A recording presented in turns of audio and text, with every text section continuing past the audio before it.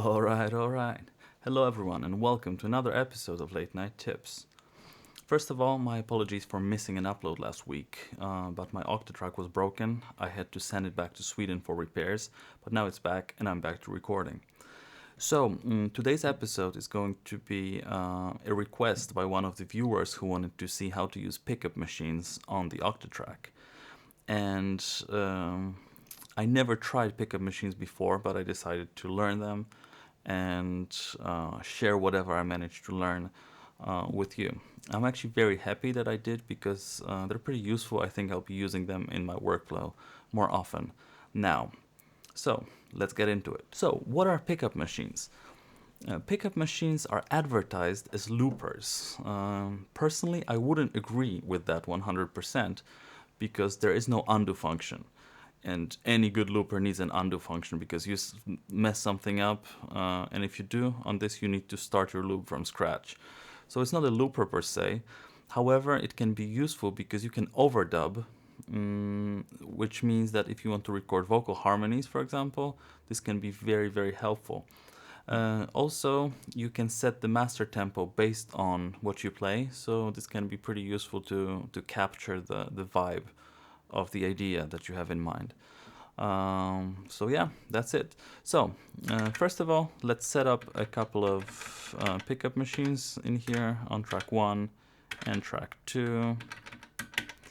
So whenever you're recording something, you need to set up your recording, and you do it the same way as with sampling.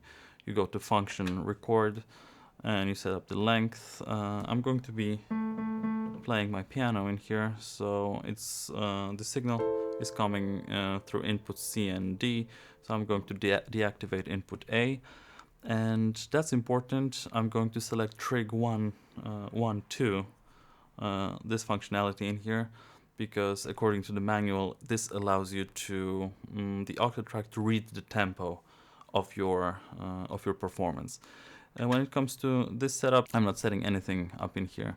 There's no need for that, but we will get into that a little bit later. So one thing you need to know about the pickup machines, that it uses those two buttons. AB serves as a record and overdub button, and this CD button serves as a play button. So those are the shortcuts in here. Okay, so let's see. Okay, and let's try.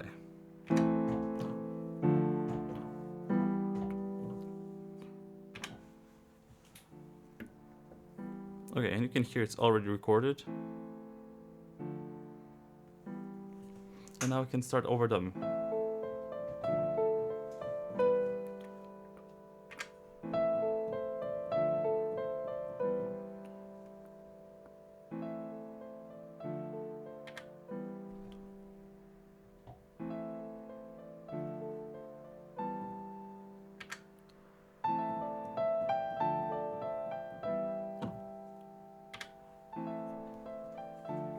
Okay, so this allowed me to capture the performance, maybe a little bit imperfect, but we have the harmony going on.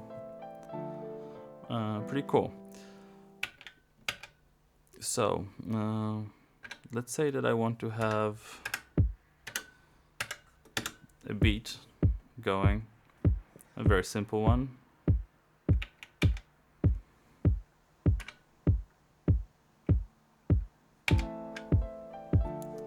So it's a little bit off tempo. So what you need to do is press track and tempo, and then it's going to sync up the sequence.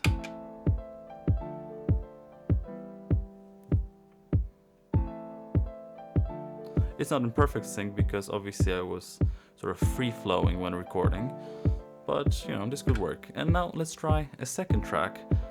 And for this, in order to set this up, it's also going to be a piano. I'm going to use an old school sounding thing. Let's go to 32.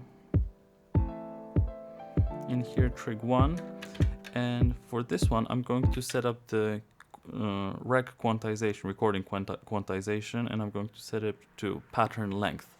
So keep in mind that this is not going to quantize your incoming audio. That's not how this works. It's going to quantize the start of the recording.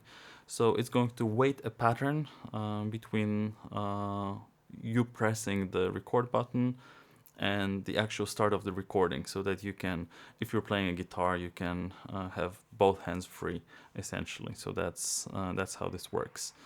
Let's see. Let me select a different sound. It's going to be old school. Yeah. All right, so let's see how this works.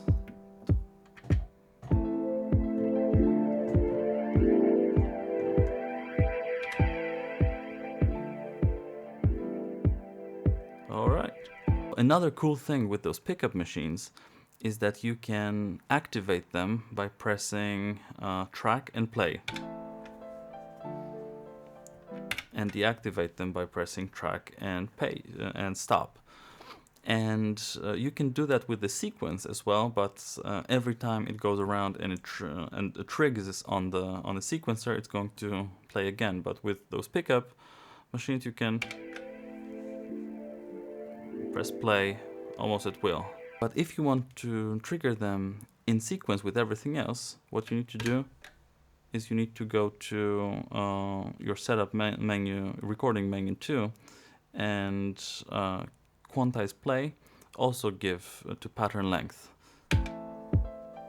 And now if you press play, it's going to wait until the end of the pattern to start playing.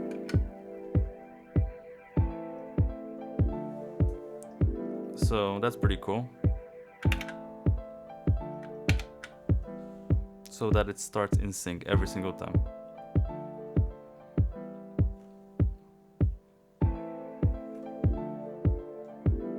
Okay, so another important thing to remember is that you need to remember to save your sounds to a specific machine, because if you switch the machine off, you're going to lose those loops.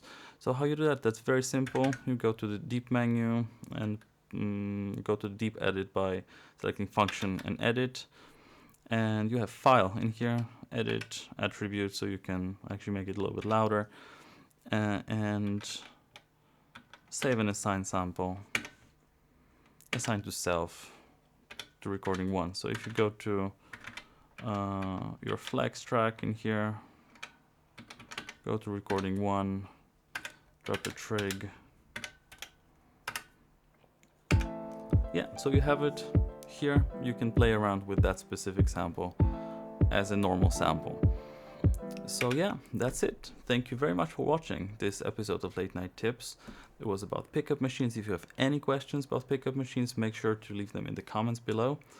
If you would like to learn anything new about the Octatrack, feel free to also drop a comment under this video. Make sure to subscribe for more videos, for more tutorials and more jams. Have a great night. Take care.